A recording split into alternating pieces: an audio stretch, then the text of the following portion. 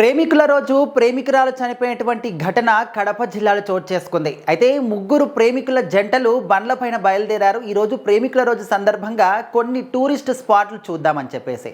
అయితే వాళ్ళు తిరుపతి నుంచి గండికోటకు వెళ్తున్న సమయంలోనే ఒక జంట బండికైతే లారీ ఢీకొట్టింది. సో అక్కడ వస్తున్నటువంటి ఆ లారీ వెనకాల నుంచి వచ్చి ఆ బండిని ఢీకొట్టడం, బండి కింద పడిపోవడం, ఆ బండి మీద ఉన్నటువంటి ప్రేమికుల జంట కూడా పడిపోయి అబ్బాయి మాత్రం కొన్ని గాయాలతోని బయటపడ్డాడు. కానీ అమ్మాయి మాత్రం అక్కడికక్కడే మృతి చెందింది. అంటే గాయాలు ఎక్కువగా కావడం వల్ల తను అక్కడికక్కడే మృతి చెందడం అండ్ అబ్బాయికి కొంచెం విషమ పరిస్థితి ఉండడం వల్ల అక్కడ ఉన్నటువంటి స్థానికులు రిమ్స్ హాస్పిటల్కి తరలించారు. సో ప్రజెంట్ అయితే ఆ అబ్బాయికి చికిత్స అనేది జరుగుతుంది.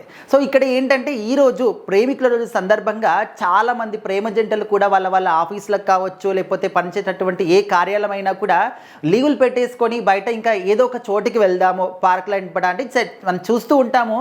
చాలామంది కూడా మనము రీసెంట్ టైంలో చూసాం 80% ఆఫ్ హోటల్స్ అన్నీ కూడా అంటే ఈ వ్యాలంటైన్స్ డే సందర్భంగా బుక్ అయ్యాయి అని చెప్పేసి మనకు తెలిసిందనమాట. సో దాంతోపాటు చాలామంది పార్కులకు వెళ్తూ ఉంటారు, ఇంకొంతమంది గుళ్ళలకు కానీ గోపురాలకు కానీ లేకపోతే కొన్ని టూరిస్ట్ స్పాట్లకు కానీ ఈ విధంగా వెళ్తూ ఉంటారనమాట. ఈరోజు ఒక స్పెషల్ డేగా వాళ్ళు జరుపుకుంటూ ఉంటారు. సో ఇంకొంతమంది ఏంటంటే ఓకే ఇది వ్యాలంటైన్స్ డే అయినప్పటికీ కూడా మన భారతీయులకు మాత్రం ఇది ఒక బ్లాక్ డే అని చెప్పేసి. సో ఆ రోజు ఎంతోమంది సైనికులు ప్రాణాలు కోల్పోవడం ఉగ్రవాదుల దాడిలో, సో దాన్ని ఆ విధంగా చూస్తూ ఉంటారనమాట. బ్లాక్ డేగా చూస్తామేమో, ఇలాంటి డేస్ ఏవి కూడా మాకు వద్దు అని చెప్పేసి కొంతమంది. సో ఈ విధంగా వెళ్ళినటువంటి జంటలు కొంతమంది బజరంగ్ దళ్ పేరిట అయితే వాళ్ళు కనిపిస్తే వాళ్ళతోని ఉన్నటువంటి స్పాట్లోనే తాళీలు కట్టించడం కానీ, సో ఇంకొంతమంది ఈరోజే స్పెషల్ డే అని చెప్పేసి ఇంట్లో వాళ్ళు ఒప్పుకోకపోయేసరికి ఈరోజు పెళ్ళిళ్ళు కూడా చేసుకుంటూ ఉంటారు గుళ్ళలోకి వెళ్ళి. సో ఈ విధంగా ఎవరికి తోచిన విధంగా వాళ్ళు చేస్తూ ఉంటారు. సో ఆ తర్వాత ఇంట్లో వాళ్ళకి మాత్రం ఇంకా ఎక్కడా చెప్పలేని బాధలన్నీ కూడా మరి వీళ్ళు ఉన్నట్టుండి పెళ్ళిళ్ళు చేసుకుంటే, ఇంట్లో వాళ్ళకి చెప్పకుండా పెళ్ళిళ్ళు చేసుకుంటే వాళ్ళ పరువు పోతుందని చెప్పేసి కొంతమంది, చెప్పుంటే చేసేవాళ్ళం కదా అని చెప్పేసి భయంతో చేసుకునే వాళ్ళు కొంతమంది. సో ఈ విధంగా రకరకాలుగా చేస్తూ ఉంటారు. బట్ ఈ జంటకి మాత్రం విషాదం అని చెప్పుకోవచ్చు.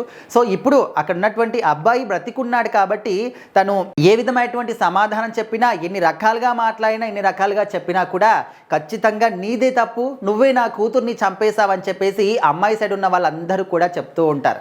సో ఖచ్చితంగా ఇంకా ఇలాంటివన్నీ కూడా తప్పవు. ప్రేమ జంటలు అనేవాళ్ళు ఈ యొక్క డేని స్పెషల్గా జరుపుకుంటూ ఉంటారు. కానీ కొంతమందికి మాత్రం ఇది ఒక విషాద ఛాయలుగా మిగిలిపోతూ ఉంటాయి. సో ఈ జంట కూడా అదే జరిగిందనమాట.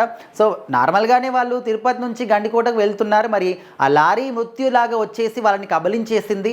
సో వాళ్ళ కుటుంబ సభ్యులు మాత్రం కన్నీరు మున్నీరు అవుతూ ఉన్నారు. పోలీసులు కూడా దర్యాప్తు చేస్తూ ఉన్నారు ఏ విధంగా జరిగింది ఈ యొక్క యాక్సిడెంట్ అని చెప్పేసి. సో ఏదేమైనప్పటికీ చనిపోయినటువంటి అమ్మాయి ప్రాణాన్ని మాత్రం ఎవరు కూడా తీసుకురాలేరు. కానీ ఇక్కడ అమ్మాయి ఫ్యామిలీకి మాత్రం ఖచ్చితంగా అబ్బాయిని నిందిస్తారు.